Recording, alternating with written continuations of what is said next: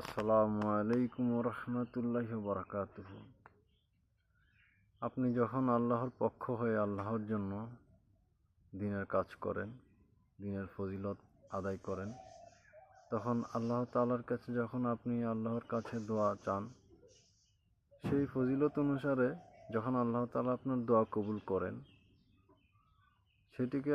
সেই দোয়াগুলোকে আপনি আল্লাহর পক্ষ থেকে উপহার স্বরূপ গ্রহণ করবেন এবং এই উপহারটুকু আপনার যখন আল্লাহর কাছ থেকে আপনার কাছে পৌঁছায়, তখন সাথে সাথে আল্লাহর পবিত্রতা ঘোষণা করুন, কৃতজ্ঞতা স্বীকার করুন এবং আল্লাহর প্রশংসা করুন, যেখানে কিনা আল্লাহর খুশি হওয়াটা স্বাভাবিক এবং আপনারও উপহার পাওয়াটা স্বাভাবিক।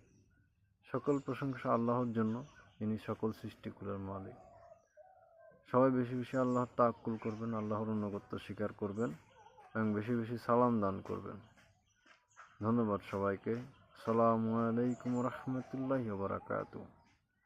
আল্লাহ হাফেজ।